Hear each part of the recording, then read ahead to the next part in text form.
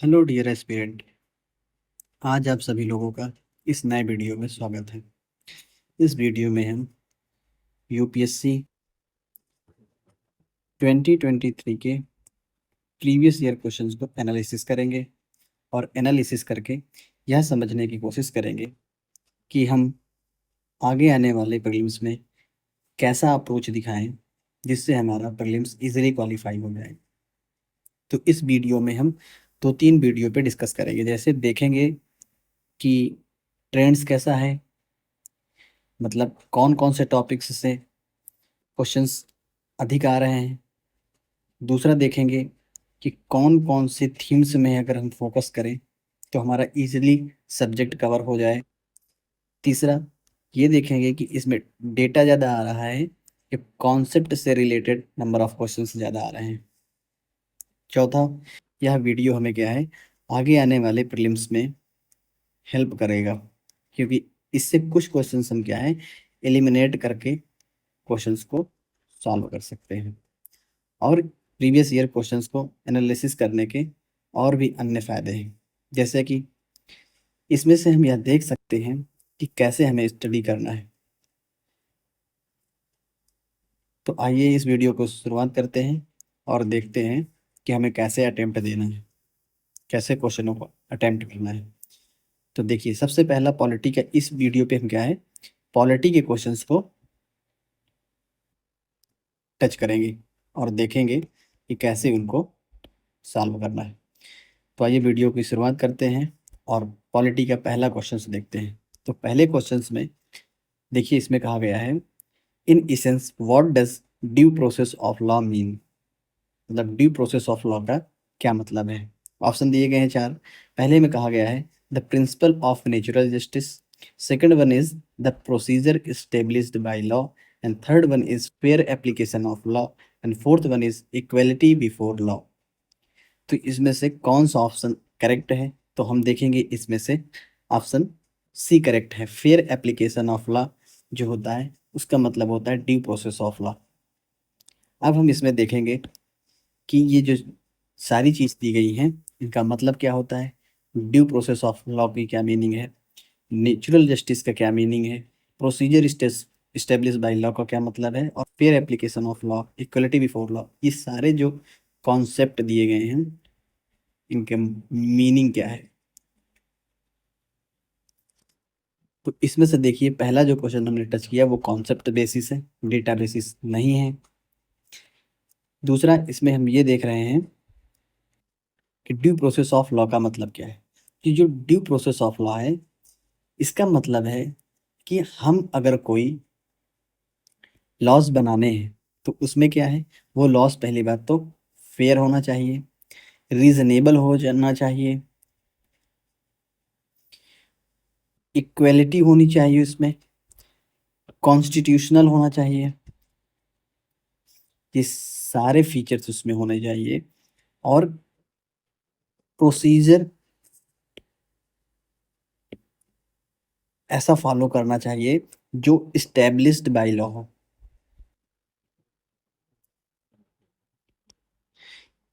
जो इस्टेब्लिश्ड किया गया हो। तो अगर ये सारे फीचर्स हैं तो हम उसे कहेंगे this is the principle of oh sorry this is the due process of law. तो अब हम दूसरा देखेंगे, दूसरा डिस्कस करेंगे the procedure established by law. तो प्रोसीजर इस्टेब्लिश्ड बाय लॉ जो है वो हमारे आर्टिकल 21 में देखने को मिलता है। आर्टिकल 21 में प्रोसीजर इस्टेब्लिश्ड बाय लॉ को देखने को मिलता है। ये कहा गया है कोई भी ऐसा लॉ जो प्रोसीजर फॉलो करके, और ऐसा प्रोसीजर जो लीगल प्रोसीजर हो, अगर उसको फॉलो करके लॉज बनाए जाते हैं तो वो लॉ क्या है, एप्लीकेबल होगा। मतलब उस लॉ को ये देखना नहीं है कि वो कॉन्स्टिट्यूशनल है या नहीं है, अगर उसने क्या है लीगल प्रोसीजर को फॉलो किया है तो वो हमारा लॉ क्या है एप्लीकेबल होगा। इसका मतलब ये। अब इन दोनों में डिफरेंशिएट करते हैं कि ड्यू प्रोसेस ऑफ लॉ और procedure established by law. Procedure established by law को क्या है, ब्रिटिश से कॉन्सेप्ट जनरेट हुआ है, और procedure establish by law USA के जो लॉज हैं उसमें से ये निकल करके आया है। ये चीज़ है। अब तीसरा हम देखेंगे, फिर हमारा दोनों कॉन्सेप्ट क्लियर हो गए, प्रोसीजर स्टेब्लिश बाय लॉ और ड्यू प्रोसेस ऑफ लॉ। अब तीसरा देखेंगे principle of natural justice. Principle of natural justice जो है, ये एक सेट ऑफ लीगल प्रिंसिपल्स है। क्या है? Set of legal principal, set of legal principles है जिनका एम है लॉज के फेयरनेस, रीजनेबिलिटी,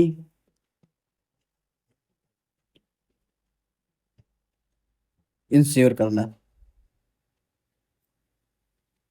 तो उसे हम कहेंगे प्रिंसिपल ऑफ नेचुरल जस्टिस। अच्छा, थर्ड कॉन्सेप्ट इसमें है equality before law. Equality before law, अच्छा इक्वलिटी लॉ बिफोर लॉ जो है वो क्या है, इसे हम अनदर स्टेटमेंट में ऐसे भी कह सकते हैं कि इक्वलिटी अंडर द लॉ, इसको भी कह सकते हैं। दूसरा ये कह सकते हैं every one is equal in the eyes of law. तो इसका मतलब ये भी होता है कि सभी लोग हैं वो क्या है, इक्वल देखे जाएंगे लॉ की नज़रों में। जैसे कि कोई पीएम हो या कोई जनरल कैंडिडेट हो, उसको क्या है, लॉज में क्या है, लीगली उसको क्या है, इक्वल बिहेव किया जाएगा। इसका मतलब ये है fair application of law.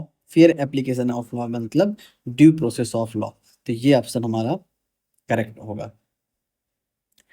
Next देखते हैं, नेक्स्ट क्वेश्चन क्या है, 32 है।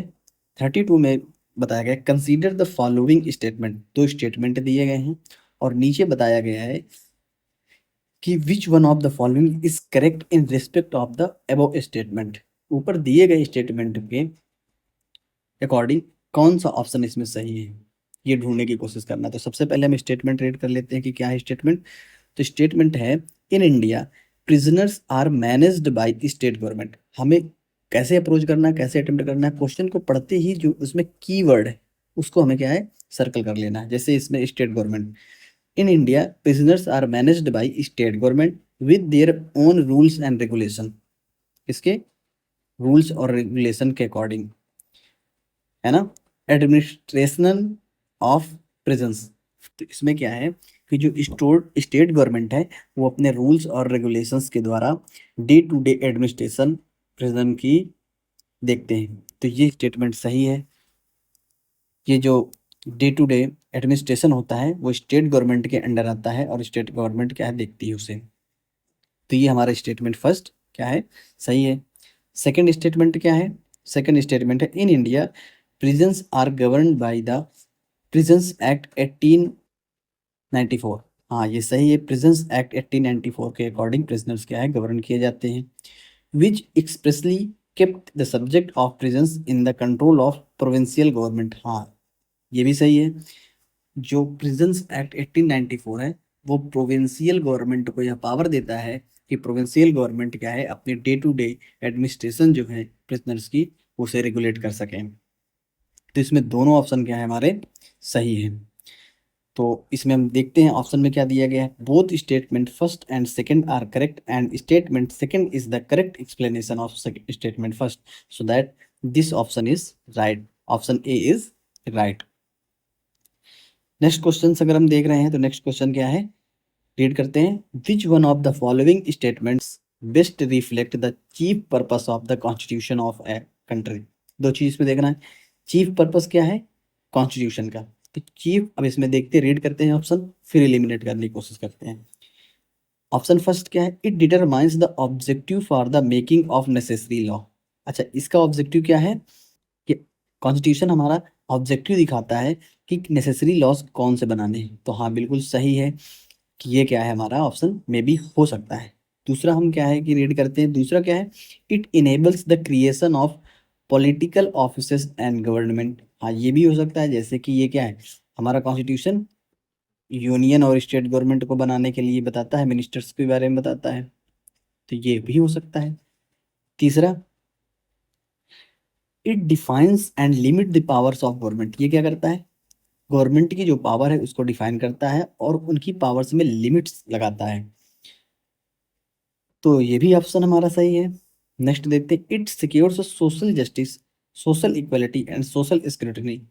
हाँ, सोशल जस्टिस इंश्योर करता है, सोशल इक्वलिटी इंश्योर करता है और सोशल सिक्योरिटी इंश्योर करता है हमारे डीपीएसपी में।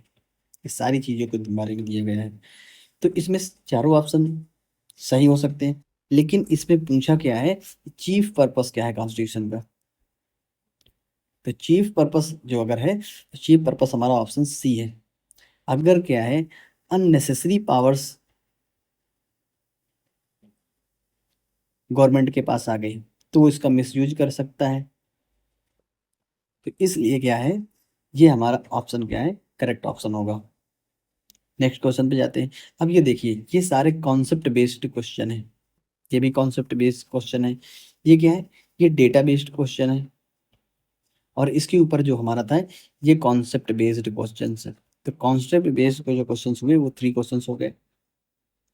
नेक्स्ट क्वेश्चन पे जाते हैं, देखते हैं क्वेश्चन नंबर 34। क्वेश्चन नंबर 34 में क्या है, in India which one of the following constitutional amendment was widely believed to be enacted to overcome the judicial interpretation. क्या है, इंडिया में क्या है, जो जुडिशियल इंटरप्रिटेशन कम करने के लिए और जो फंडामेंटल राइट्स हैं उनको डिक्रीज करने के लिए कौन सा कॉन्स्टिट्यूशनल अमेंडमेंट किया गया। तो इसमें हमें क्या है, इम्पॉर्टेंट पहले क्या है, कॉन्स्टिट्यूशनल अमेंडमेंट देखना है।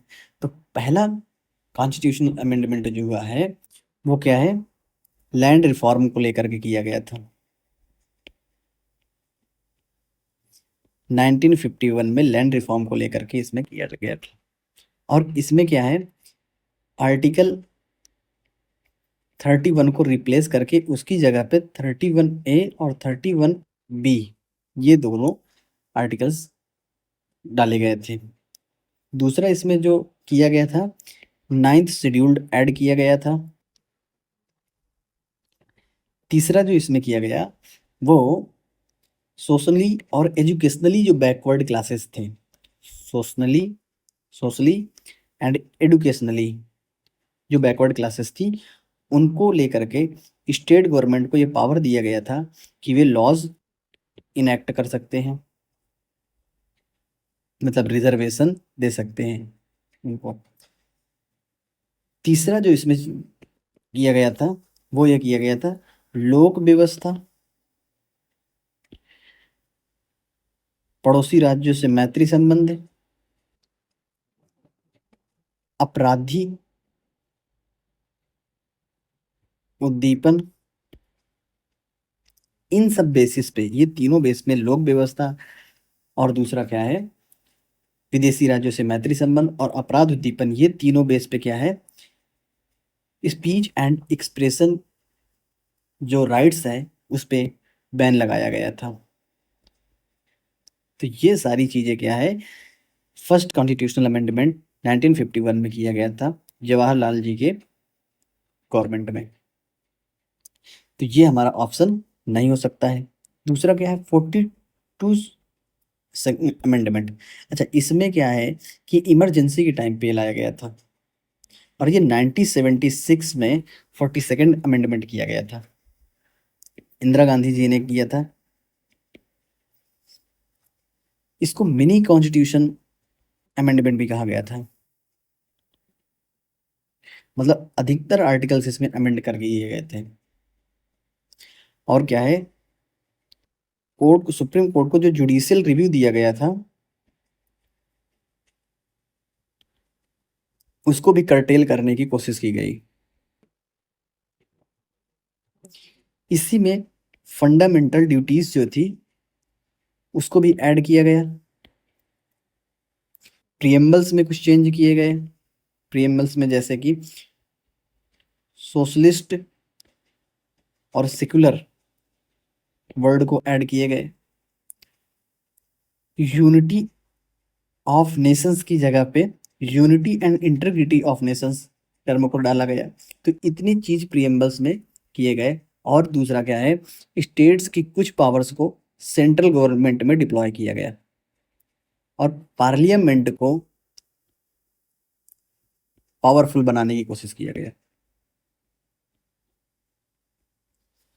कुछ प्रेसिडेंट पावर को प्राइम मिनिस्टर को दिया गया। ये सारी चीजें क्या है, इंदिरा गांधी जी के टाइम पे हुआ और ये सारी अमेंडमेंट करने की किया गया। तो ये हमारा क्या हुआ, 42nd अमेंडमेंट हुआ। और 42nd अमेंडमेंट में जैसे मैंने बताया कि सुप्रीम कोर्ट की जो जुडिशियल रिव्यू करने की पावर थी उसको कर्टेल किया गया। और क्वेश्चन में भी हमारा यही पूछा है, तो हमारा सेकंड ऑप्शन क्या होगा, करेक्ट होगा। अब 44th अमेंडमेंट जो हुआ, 44th अमेंडमेंट में जब जनता पार्टी की गवर्नमेंट आई, जनता पार्टी की जब गवर्नमेंट आई तो जनता पार्टी की गवर्नमेंट ने क्या किया, जो भी कॉन्स्टिट्यूशनल अमेंडमेंट हुए थे उनको फिर से रिस्टोर किया और कॉन्स्टिट्यूशन को प्री 1996 के पहले की तरह लाने की कोशिश इन्होंने की है। और इन्होंने इंश्योर किया कि फंडामेंटल राइट जो हैं वो किसी के इन्फ्रिंज ना किए जाएं, कि अगर कभी भी गवर्नमेंट मेजोरिटी से आ जाए तो लोगों के फंडामेंटल जो राइट्स दिए गए हैं वो इन्फ्रिंज ना किए जाएं। इस अमेंडमेंट करके इन्होंने उसको इंश्योर करने की कोशिश किया। 86 अमेंडमेंट, 86 अमेंडमेंट जो था ये राइट टू एजुकेशन को हमारे कॉन्स्टिट्यूशन में ऐड किया आर्टिकल 21 ए में। और ये कहा कि 6 से लेकर के 14 एज के जो बच्चे हैं उनको कंपलसरी प्राइमरी एजुकेशन देना स्टेट की रिस्पॉन्सिबिलिटी है।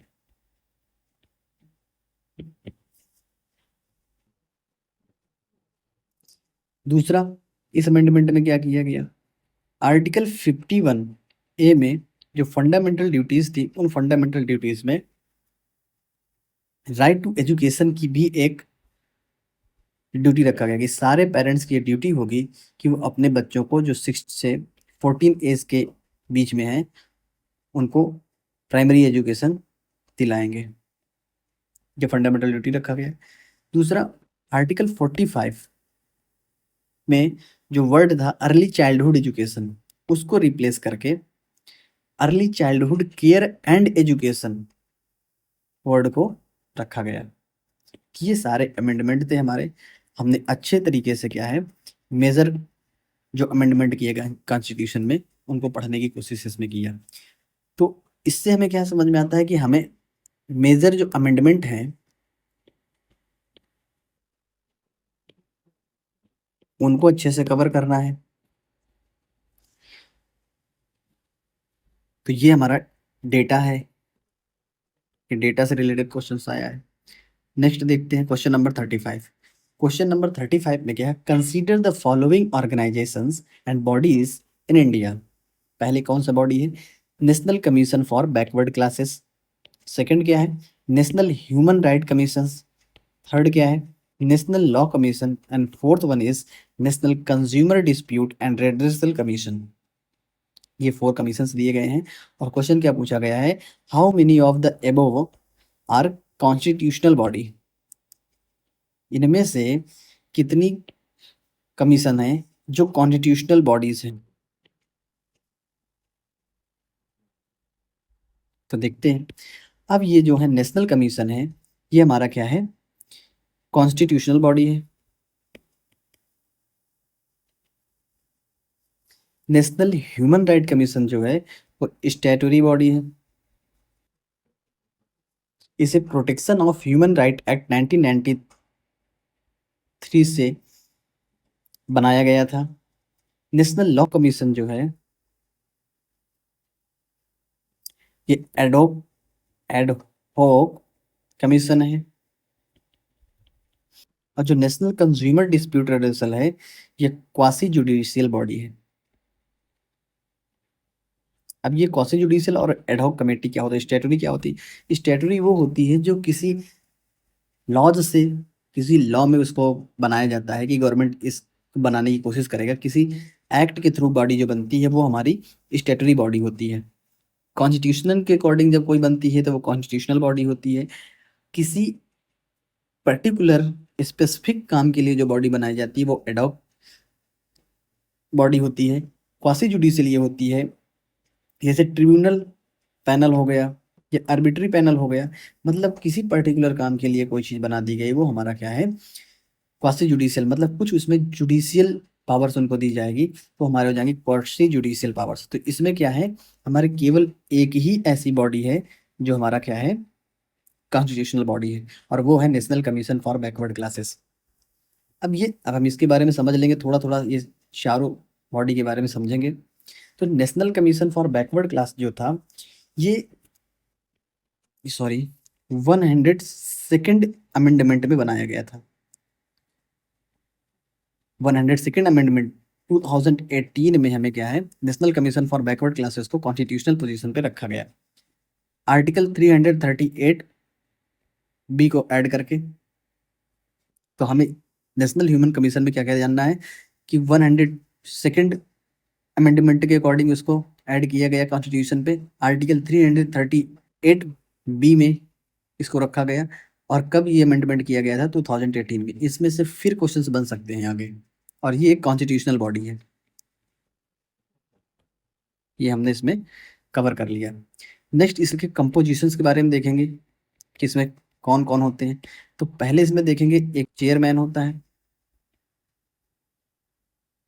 दूसरा इसमें वाइस चेयरमैन होते हैं, वन वाइस चेयरमैन होता है, तीसरा पॉइंट में 3 अदर्स मेंबर होते हैं। तो इसमें कितने, 5 पीपल्स होते हैं, 1 चेयरमैन, 1 वाइस चेयरमैन और 3 अदर्स पीपल होते हैं। तो ये इतने सारे लोग मिलकर के national commission for backward class को बनाते हैं। ये तो हमारा रहा national commission for backward classes के लिए। अब हम क्या है, दूसरा देखेंगे national human right commission. National human right commission जो था, इसे protection of human right act 1993 से लाया गया था, और ये 1993 में इस्टेब्लिश किया गया था इसको। ये एक स्टैट्यूटरी बॉडी है। इसमें कंपोजिशन अगर हम देखें, तो इसमें एक चेयरमैन होते हैं, एक वाइस चेयरमैन होगा, और 5 अदर मेंबर्स होते हैं, अदर मेंबर्स होंगे। उनमें एक जो मेंबर होगा वो सुप्रीम कोर्ट का जज होगा, दूसरा जो मेंबर होगा वो हाई कोर्ट का जज होगा या चीफ जस्टिस होगा, और तीसरा जो होगा वो एक वोमेन होना चाहिए जिसको ह्यूमन राइट का नॉलेज हो। तो ये सारी इंफॉर्मेशन हमारी रही नेशनल ह्यूमन राइट कमीशन के बारे में। अब नेक्स्ट देखेंगे हम, और ये सारी चीजें लर्न कर लेना। इनमें से क्या है, हमें अगला जो क्वेश्चन पेपर होगा प्रीलिम्स का 2024 का, उसमें काफी हेल्पफुल रहेगी। इन्हीं से कुछ क्वेश्चन हम एलिमिनेट करके सॉल्व कर सकते हैं, और कहीं डायरेक्ट भी पूछे जा सकते हैं। तो इन्हें हमें क्या है, अच्छे से लर्न कर लेना है ये सारी इंफॉर्मेशन। नेक्स्ट देखना है हमें नेशनल लॉ कमीशन। हमें नेशनल लॉ कमीशन देखना है, तो ये एक एड हॉक कमीशन है। मैंने बताया एड हॉक कमीशन क्या है, कोई पर्टिकुलर वर्क के लिए बनाया जाता है। ये फर्स्ट टाइम 1834 में मैकुले के टाइम पे बनाया गया था। इसके कंपोजिशन में एक चेयरमैन होते हैं, परमानेंट मेंबर होता है एक मेंबर सेक्रेटरी होता है, 2 पार्ट टाइम मेंबर होते हैं,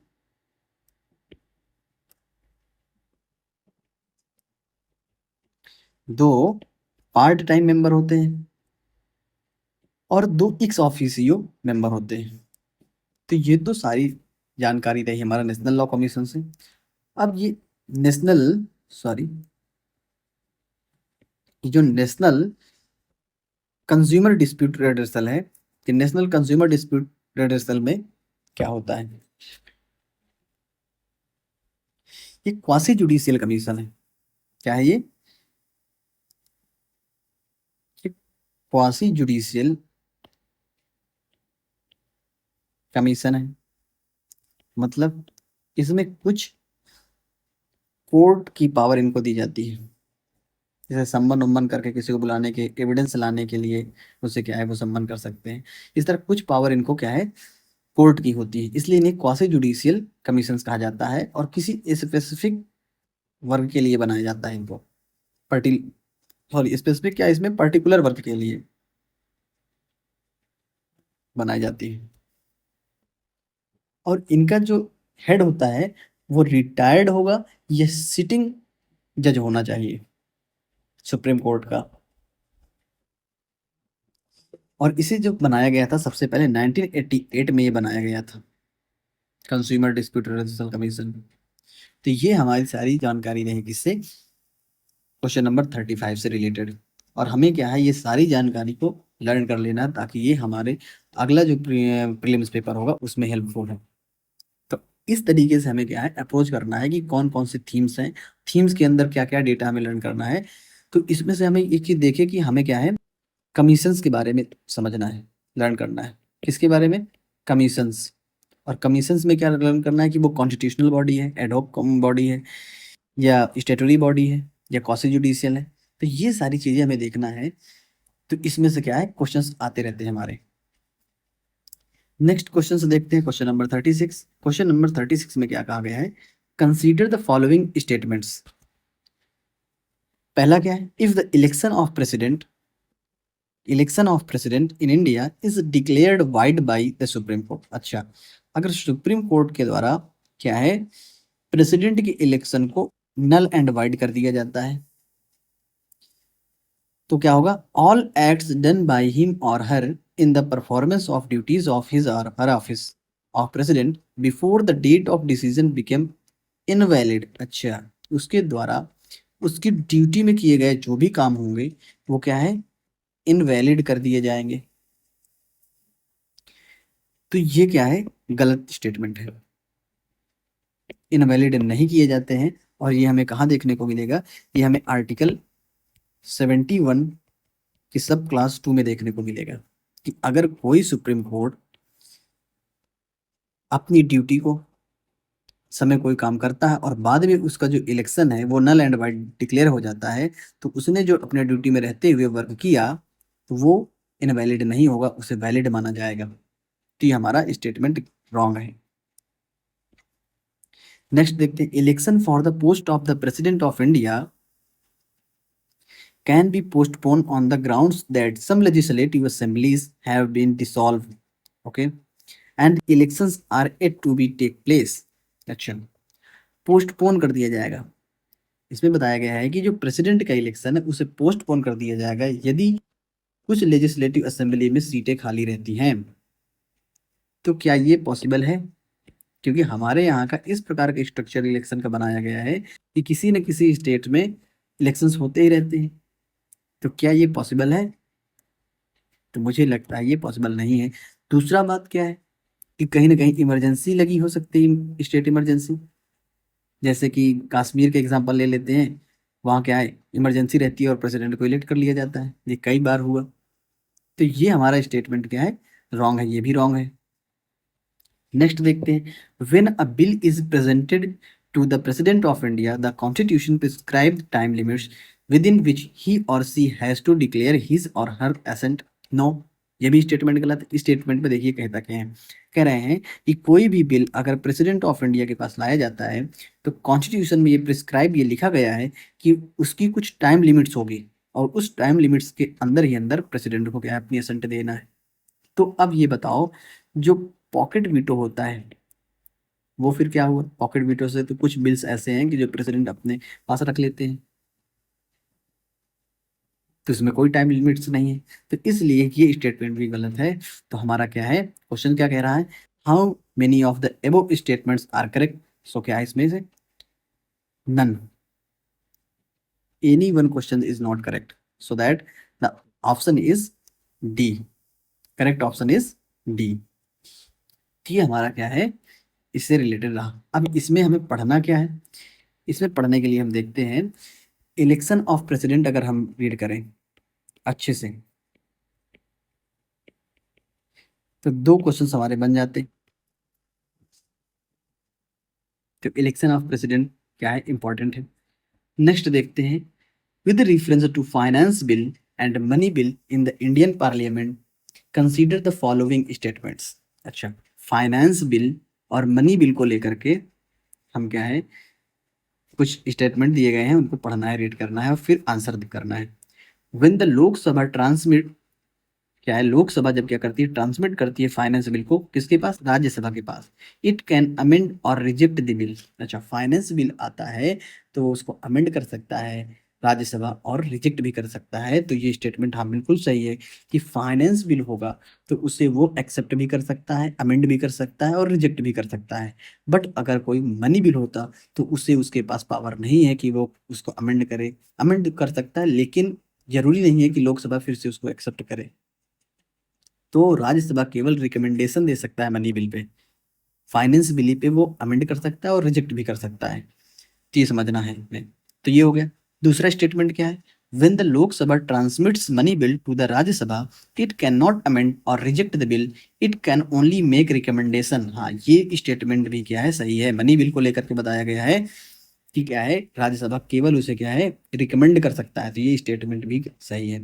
इन द थर्ड स्टेटमेंट देखते हैं, in the case of disagreement between the Lok Sabha and the Rajya Sabha there is no joint sitting for money bill but a joint sitting becomes necessary for finance bill. तो हाँ, ये option भी हमारा सही है।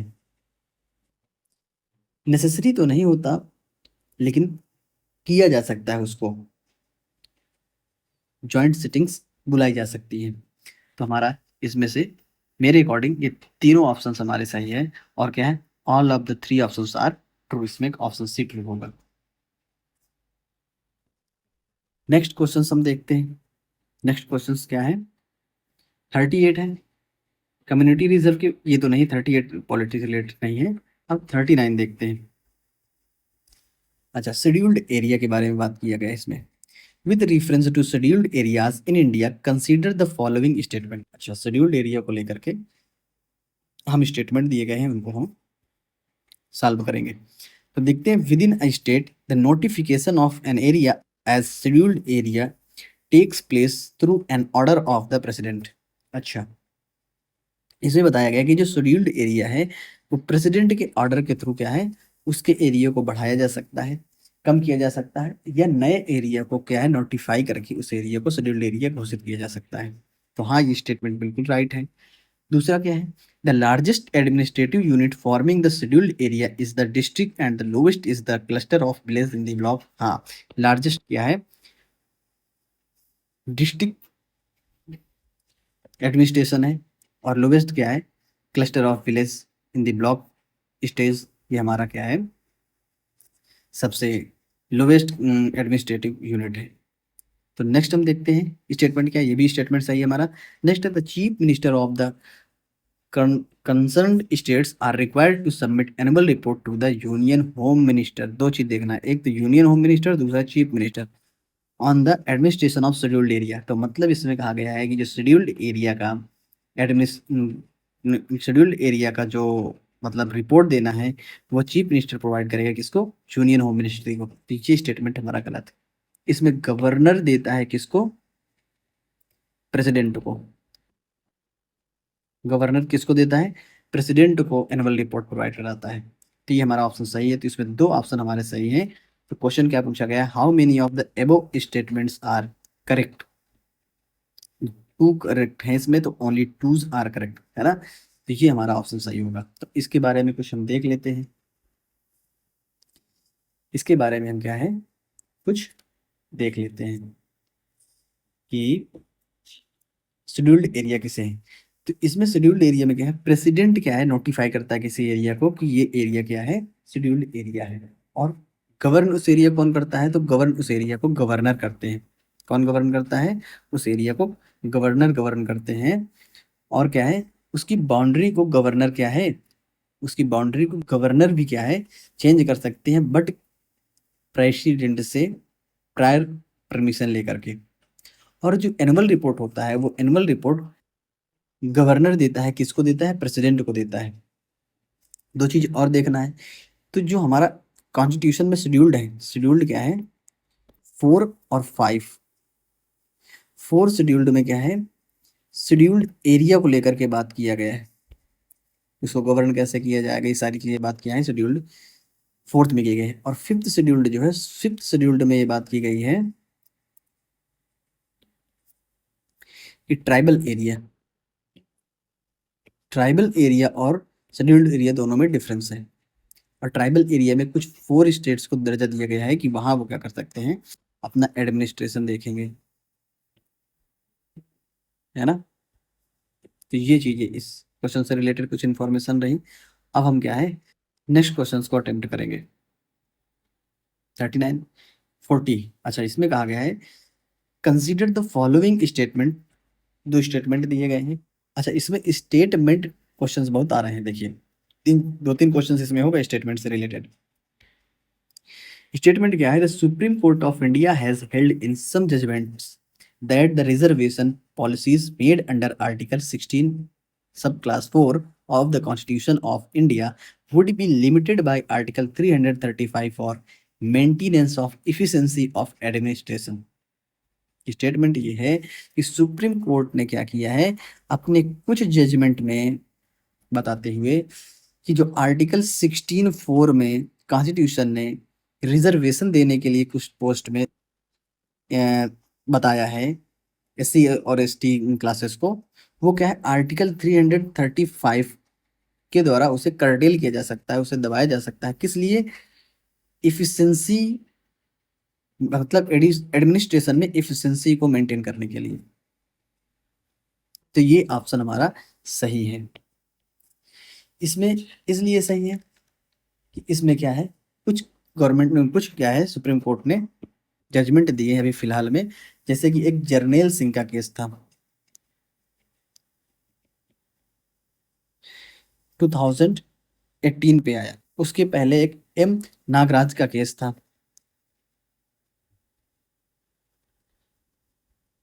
2006 में आया। इन दोनों केसेस में क्या है, सुप्रीम कोर्ट ने ये बताया कि आर्टिकल 16(4) में जो रिजर्वेशन को लेकर के बात कही गई है, वो 335 में एडमिनिस्ट्रेशन में एफिशिएंसी को मेंटेन करने के लिए गवर्नमेंट रोक सकती है। अब इन दोनों में हम देख लेते हैं कि दोनों आर्टिकल्स में क्या बात की गई है। आर्टिकल 16(4) जो है वो क्या है, बताया गया है कि रिजर्वेशन को लेकर के बात कही गई है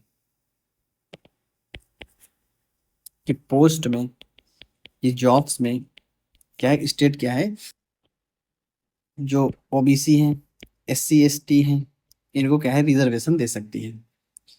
दूसरा क्या है, आर्टिकल 335 में ये बताया गया है कि स्टेट ये कर सकता है कि अगर वो चाह रहा है कि एडमिनिस्ट्रेशन पे इफिशिएंसी मेंटेन करना है, तो उसके लिए ये जो आर्टिकल 16(4) में दिए गए रिजर्वेशन है उससे वो मना कर सकता है। तो ये चीज हमारे आर्टिकल 335 में कहा गया है। अब ये है कि इफिशिएंसी ऑफ एडमिनिस्ट्रेशन होता क्या है, ये क्या है सुप्रीम कोर्ट के पावर है पास कि वो समय समय पे क्या है इसको बताया गया कि इफिशिएंसी ऑफ एडमिनिस्ट्रेशन क्या होता है। तो ये कुछ डिटेल्स या इंफॉर्मेशन रही हमारी क्वेश्चन नंबर 40 को लेकर के। अब दूसरा क्या है statement, article 335 of the constitution of India defines the term efficiency of administration. No, ये गलत है। इफिशिएंसी ऑफ एडमिनिस्ट्रेशन अभी तक डिफाइन नहीं किया गया है। इसमें इफिशिएंसी ऑफ एडमिनिस्ट्रेशन के बारे में आर्टिकल 335 में बात की गई है, और ये क्या सुप्रीम कोर्ट के पावर पास है, वो समय समय पर डिफाइन करती है कि इफिशिएंसी ऑफ एडमिनिस्ट्रेशन क्या है। तो हमारा क्या है स्टेटमेंट सेकंड क्या है हमारा गलत है, और फर्स्ट क्या है हमारा सही है। तो इसमें से क्या है क्वेश्चन हम देखेंगे। पहला क्या है, which one of the following is correct in the respect of above statement. Option read करते हैं, both statement first and statement second are correct, and statement ये तो नहीं इनकरेक्ट है, बोथ नहीं करेक्ट है। Both statement first and second are correct, नहीं ये भी गलत है। Statement first is correct and second one is incorrect, so option C is the correct option for this question. Next देखते हैं 40 के बाद क्या है, 41, 42, 43, ये हमारे क्या है क्वेश्चंस नहीं है, इसमें से रिलेट नहीं कर रहे हैं। नेक्स्ट हम चल रहे हैं और देखते हैं नीचे हमारे पॉलिटी के कुछ क्वेश्चंस हैं। देखते हैं, है ना, देखते हैं। ये यहाँ क्वेश्चन नंबर 80 है। ये सेट ए है और सेट ए को हम डिस्कस कर रहे हैं प्रीवियस ईयर क्वेश्चन के 2023 के पेपर को। इसमें देखते हैं, consider the following statement in respect of election to the president of India.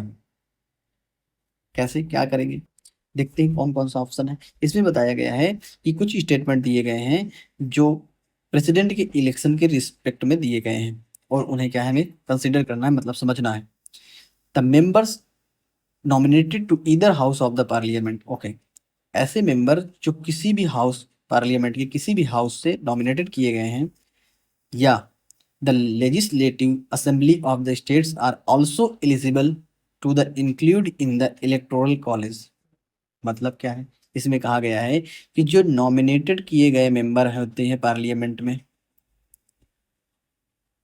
या दूसरा क्या है, लेजिस्लेटिव असेंबली के जो एमएलए होते हैं नॉमिनेटेड, वो सारे लोग प्रेसिडेंट के इलेक्शन में पार्टिसिपेट करेंगे। तो ये स्टेटमेंट गलत है, क्योंकि जो नॉमिनेटेड कैंडिडेट होते हैं दोनों हाउसेस के या स्टेट लेजिस्लेटिव असेंबली के, वो दोनों जगह से नॉमिनेटेड कैंडिडेट नहीं करते हैं पार्टिसिपेट प्रेसिडेंट के इलेक्शन पे, केवल इलेक्टेड मेंबर्स ही पार्टिसिपेट करते हैं। तो ये ऑप्शन हमारा क्या है, गलत है। दूसरा हम देखेंगे, दूसरा क्या है, higher the number of elective assembly seats higher is the value of vote of each MLA of that state. तो ये स्टेटमेंट भी हमारा क्या है, गलत है, क्योंकि इसमें बताया गया है यदि number of elective assembly seats ज़्यादा है तो क्या होगा, वैल्यू ऑफ एमएलएज वोट क्या होगा, ज़्यादा होगा। ये जरूरी नहीं है कि ज़्यादा ही हो। दूसरा कहा गया है, the value of vote of each MLA of Madhya Pradesh is greater than the Kerala. तो ये भी गलत है हमारा, ये भी नहीं। केरला का जो एमएलएज के वैल्यू ऑफ वोट है वो क्या है, ग्रेटर है किससे, मध्य प्रदेश से। तो ये जस्ट अपोजिट बताया गया है। और ये स्टेटमेंट देखते हैं, the value of vote of each MLA of Puducherry is higher than that of Arunachal Pradesh because the ratio of total population to the number of elective seats in Pondicherry is greater as compare to Arunachal Pradesh. हाँ, ये statement हमारा सही है। तो इसमें क्या है, दो स्टेटमेंट हमारे सही है और दो रॉन्ग है, तो हमारा only two, option B is correct. So हम यहाँ देखेंगे क्या है कि हमारा सारे इंफॉर्मेशन रहे इसको लेकर के। तो ये हमारा करंट अफेयर्स से रिलेट कर रहा है, ये करंट अफेयर्स से क्वेश्चन आएगा। नेक्स्ट क्वेश्चन हम देखते हैं, क्वेश्चन नंबर 84 को।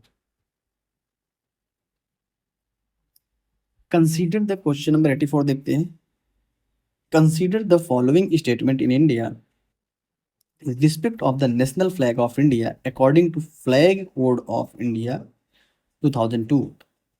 क्या है national flag code, one of the standard size of the national flag of India is 600 mm to 400 mm। अच्छा, इसमें देखो तो क्या है, ये हमारा क्या है, स्टेटमेंट रॉन्ग है। हम क्या है, अभी कुछ क्या है, फ्लैग का जो क्या है साइज है उसकी एक इमेज दिखाएंगे, उसमें कौन कौन से दिए गए हैं। ये भी करंट अफेयर से रिलेट कर रहा है, करंट अफेयर से क्वेश्चन आ रहा है, क्योंकि ये न्यूज में था 2023 पे। फ्लैग, हर घर झंडा एक मिशन चलाया गया था, उसमें ही वजह से ये आया है। The ratio of length of the height of the flag shall be 3:2। हाँ, ये हमारा क्या है, स्टेटमेंट सही है। और ये फर्स्ट स्टेटमेंट क्या है हमारा, रॉन्ग है। तो इसमें से क्या है हमारा, ये हमारी statement first is correct and second is incorrect, ये रॉन्ग है। दूसरा क्या, first statement is incorrect and second one is correct. तो हमारा क्या है, ऑप्शन डी हमारा सही होगा। नेक्स्ट क्वेश्चन देखते हैं हमारा, नेक्स्ट क्वेश्चन देखेंगे, क्वेश्चन नंबर 85 में कहा गया है consider the following statement in respect of the constitution day. Statement पहला कहा गया है the constitution day is celebrated on 26 November in every year to promote constitutional values among citizens. हाँ, तो ये हमारा स्टेटमेंट सही है।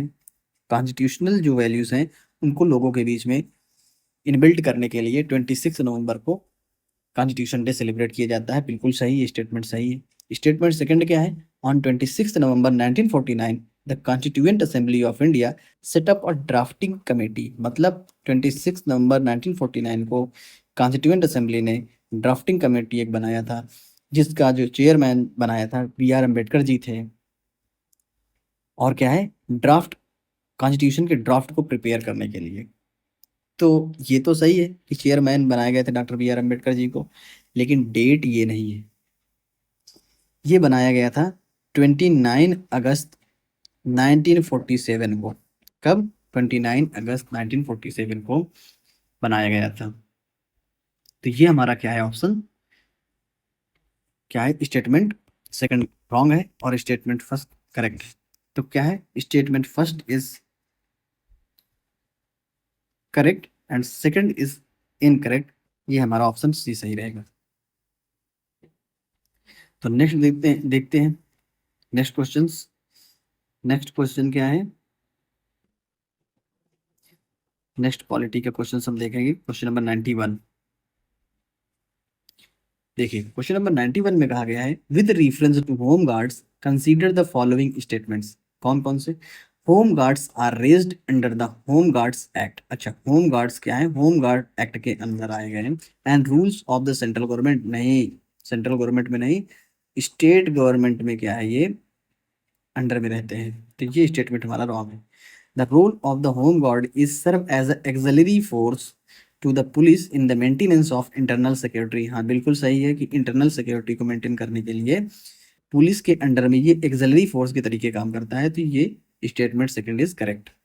And third one is to prevent infiltration. अच्छा, इनफिल्ट्रेशन प्रिवेंट करने के लिए इंटरनेशनल बॉर्डर पे या कोस्टल एरियाज पे बॉर्डर विंग होम गार्ड्स बनाई गई हैं, है ना, कुछ स्टेट्स में। ये क्या है? स्टेटमेंट हमारा बिल्कुल करेक्ट है। तो हमारा क्या है? दो स्टेटमेंट करेक्ट हैं। सो ऑप्शन क्या हो जाएगा? Only two. ऑप्शन हमारा बी करेक्ट हो जाएगा। अच्छा, नेक्स्ट देखते हैं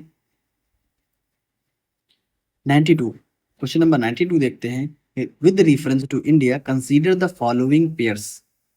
कुछ एक्शंस दिए गए हैं, कुछ एक्ट दिए गए हैं कि इन एक्शन को किस एक्ट में कवर किया गया है, ये बताया गया है, मैच किया गया है। अनअथराइज्ड वियरिंग ऑफ पुलिस और मिलिट्री यूनिफॉर्म्स। अच्छा, अनअथराइज्ड जो पुलिस की मतलब कपड़े हैं या कोई और सिंबल वगैरह है या मिलिट्री यूनिफॉर्म्स है, वो क्या है? किया गया है द ऑफिशियल सीक्रेट एक्ट 1923 में कवर। तो ये स्टेटमेंट हमारा सही है।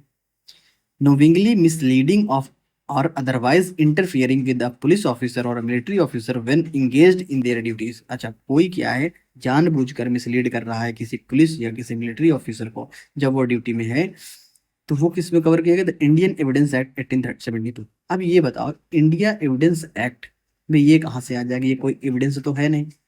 तो ये ऑप्शन हमारा रॉन्ग है। अब हम जानकारी के लिए बता देते हैं, ये भी क्या है? हमारा ऑफिशियल सीक्रेट एक्ट में इंक्लूड है, कवर किया गया है। तो ये ऑप्शन हमारा क्या है? जनरली इसको हम एलिमिनेट कर सकते थे अपना सेंस लगा करके। नेक्स्ट है सेलिब्रेटरी गन फायर जो है which can endanger the personal safety of others. अच्छा, जो क्या शादी में या बर्थडे पार्टी में हम गन फायर चलाते हैं ना, वो क्या है? पर्सनल सेफ्टी के लिए इंडेंजर्ड है और इसको क्या है? आर्म्स अमेंडमेंट एक्ट 2019 में कवर किया गया है। तो ये ऑप्शन भी हमारा सही है। तो इसमें दो ऑप्शन क्या है? एक करेक्टली मैच्ड है। तो करेक्टली मैच में क्या है? ओनली टू ऑप्शन क्या है? हमारा ऑप्शन सही है। तो ये तो हमारे रहे सारे क्वेश्चंस। मुझे लग रहा है सारे क्वेश्चंस को ऑलरेडी के कवर कर लिया गया है। ये हमने सारे क्वेश्चंस क्या है पॉलिटी के कवर कर लिए हैं। अब इसमें से हम देखेंगे कि जानकारी क्या की। अच्छा, ट्रेंड्स अगर हम देखें, ट्रेंड्स में मैं आपको ये बताऊंगा कि 5 मेजर क्या सब्जेक्ट है। पहला क्या है हमारा, पॉलिटी एंड गवर्नेंस हो गया, पॉलिटी, गवर्नेंस एंड कॉन्स्टिट्यूशन, ये तीनों चीज से आते हैं और इसमें कॉन्स्टिट्यूशन और पॉलिटी मेजर है, इसमें से नंबर ऑफ क्वेश्चंस अधिक आते हैं। दूसरा हमें क्या करना है, इकोनॉमिक्स। तीसरा जो इम्पोर्टेंट है हमारा, environment, biodiversity, environment, biodiversity, geography. ये तीनों हमें क्या है, एक साथ पढ़ने हैं, क्योंकि इन तीनों के क्वेश्चंस क्या है, सिलेबस थोड़ा थोड़ा रिलेट करेगा, तो हमको तीनों को एक साथ पढ़ना होता है। ये जो 5 सब्जेक्ट हुए, ये मोस्ट इंपॉर्टेंट सब्जेक्ट है। इनमें से लगभग 60 to 65 क्वेश्चंस हर साल आते हैं। अगर हमने इनको कर लिया तो हमारा सिलेक्टेड होने का इजिली हम कट ऑफ क्वालिफाई कर लेंगे, क्योंकि हर बार क्या है, कट ऑफ लगभग 45 से लेकर के 50 क्वेश्चंस के आसपास जाती है। तो हमें मेजर फोकस इन सब्जेक्ट में करना है। दूसरी बात ये रही कि हम क्या है, सारे नंबर ऑफ क्वेश्चंस तो अटेम्प्ट करेंगे नहीं,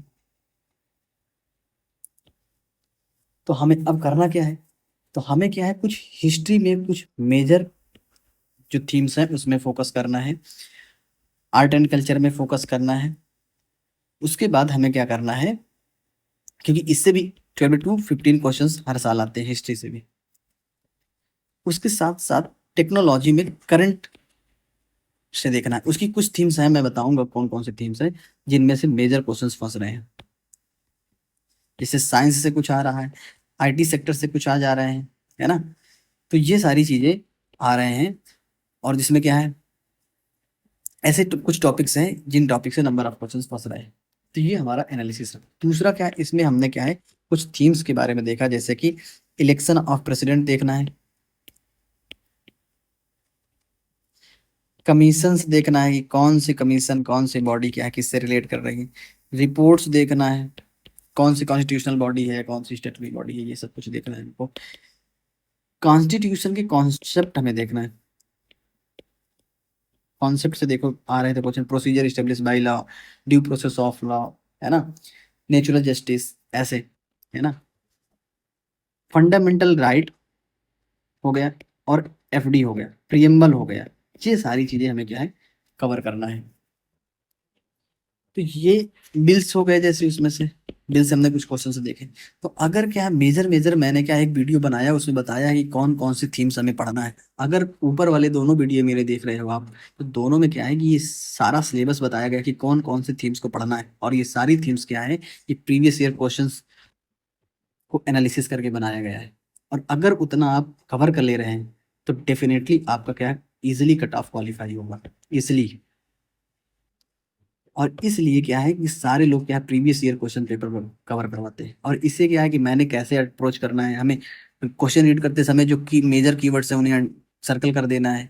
फिर हमें क्या है, इसमें से जो डेटा है उसे करना है। प्रीवियस ईयर क्वेश्चन पेपर को जब आप सॉल्व करने बैठो, तो उसमें क्या है, पहले कवर करो, फिर उसमें से थीम्स निकालो, ये थीम्स आ रही हैं, फिर उन थीम्स को डिटेल्स में उनको कवर कर लो, ताकि दोबारा जो उसमें से क्वेश्चंस बने तो हमसे क्या है, छूटे नहीं। क्योंकि उनको कहीं ना कहीं से हम इलिमिनेट भी करके सॉल्व कर लेंगे, कुछ अपना सेंस लगा करके। कभी कभी वो डायरेक्टली क्वेश्चंस वहां से फंस जा रहे हैं, तो क्या है, जो थीम्स दिखाई दे उसे होलिस्टिकली हमें क्या है, अप्रोच करके उसको कवर कर लेना है। तो ये सारी चीजें रही हमारी क्या इस वीडियो पे, कैसे हमें अपने स्ट्रेटजी बनाना है। और क्या है, previous year questions most important होते हैं, क्योंकि कोई भी क्या है कि सिलेबस आ रहा है उससे हमें ट्रेंड से दिखाई देता है ना, कि क्वेश्चंस कहाँ से पूछे जा रहे हैं, कौन से थीम से उससे पूछे जा रहे हैं। क्योंकि सिलेबस इतना वास्ट है, अगर सिलेबस को कवर करने बैठोगे और रिवीजन करने बैठोगे ना, आगे रिवीजन करते जाओगे, पीछे भूलता जाएगा। तो मेजर इंपॉर्टेंस चीज ये है कि हमें कैसे क्वेश्चंस को अप्रोच करना है, उसको समझना है।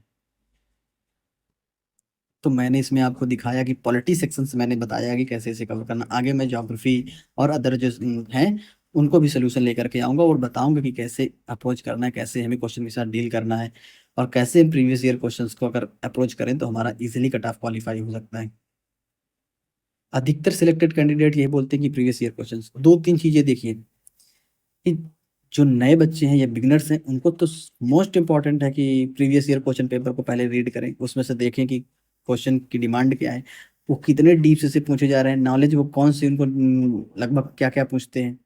सारा कुछ थोड़े ना हमें रन करना है ना, हम कोई कंप्यूटर है नहीं कि सारा चीज़ फीड कर लेंगे अपने ब्रेन में, स्टोरेज है हमारे पास, तो हमें भूलेगा।